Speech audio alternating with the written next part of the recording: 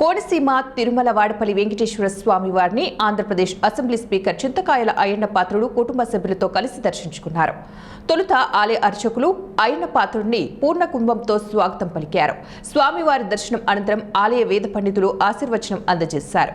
ఆలయ చైర్మన్ ముదునూరి వెంకటరాజు, ఆలయ deputy commissioner Nallam Suryachakradhararao, Bandaru Satyanandarao తనయులు బండారు సంజీవ్, ఎంఆర్ఓ, పోలీస్ అధికారులు, ఆలయ అర్చకులు, ఆలయ సిబ్బంది, పంచాయతీ అధికారులు, కూటమి నాయకులు తదితర అధికారులు పాల్గొన్నారు.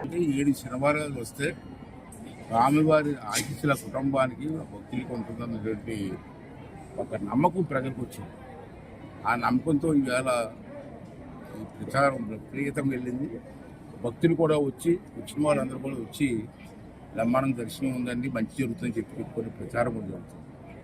ఇంకా రెండవది ఏంటంటే ఇక్కడ ఆదాయం కూడా గతం కంటే బాగా పెరిగింది. ఇప్పుడు అడిగేది నేను అందరి ఆదాయం ఏంటంటే గతంలో 35 కోట్లు 35 కోట్లు వచ్చిందండి.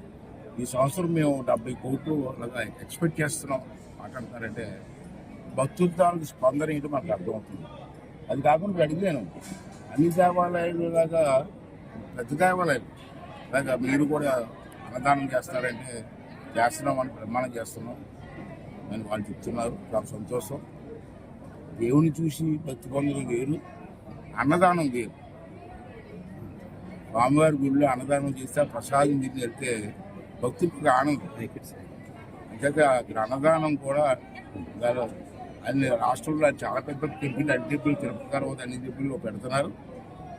ఇక్కడ స్వామివారి టెంపుల్లో కూడా అన్నదానం పెట్టి వచ్చిన భక్తులకి టిఫిన్లు, భోజనాలు పెట్టి బ్రహ్మాండంగా చేస్తారు. కమిటీ వాళ్ళు కానీ అధికారులు కానీ అందరూ కూడా బ్రహ్మాండంగా చేస్తారు. పూజారులు కూడా నేను ఏ టెంపుల్కి వెళ్ళినా నాకు బాగా కొన్ని టెంపుల్స్ పనిచేస్తుంటారు మా ఊళ్ళో, నాకు బాగా అనుభవం.